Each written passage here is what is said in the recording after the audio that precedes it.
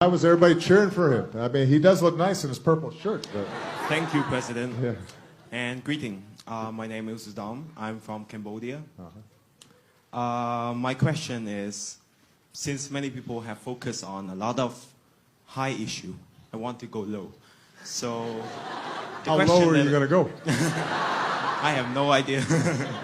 So the question that I want to ask you is that, since yourself is aging toward a very senior life, and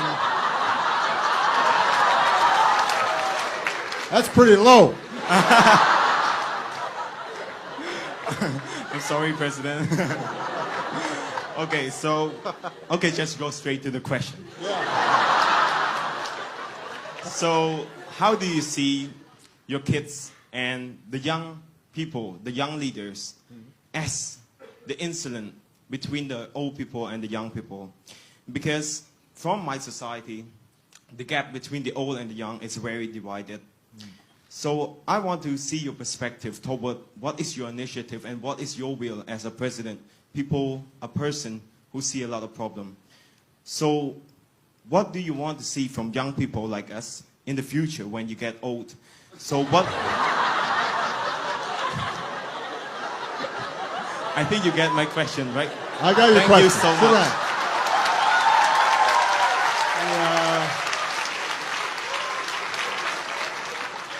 Well, the first thing I want from young people is to stop calling me old. Come on.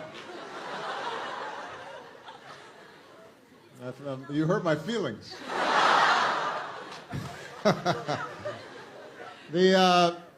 Well, look, we all get old.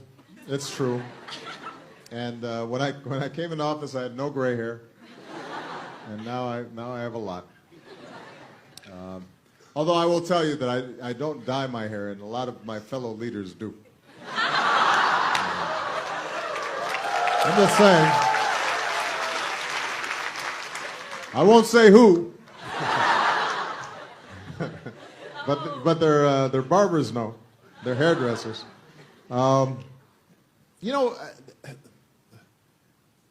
I think the most important thing for young people is that they're not trapped in the past. And human progress is driven by looking at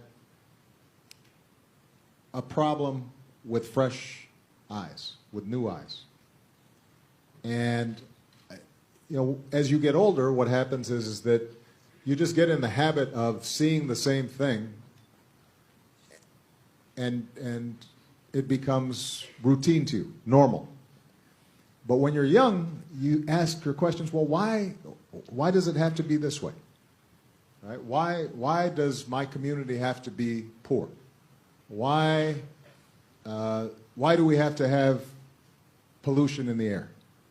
Why do we treat women differently than men when it comes to being able to go to college and get an education? Why should we discriminate against a minority group in our country? And that's the power of young people, is asking why. Now, you know, little kids, they naturally do that, right? You know, when you talk to a 4-year-old or a 5-year-old, 6-year-old, you tell them to do something. Why? Why? And you know, sometimes as parents, we try to say, because I told you so. And we don't want to talk about it, right? But that impulse to ask why is actually what drives human progress.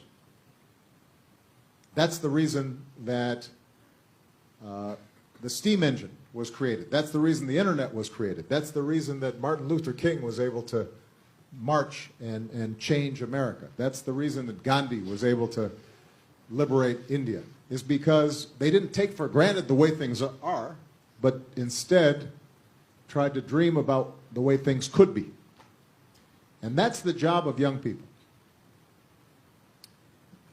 Old people don't do that because they're comfortable, or they've become resigned, or they've become cynical, or they're just tired. or their company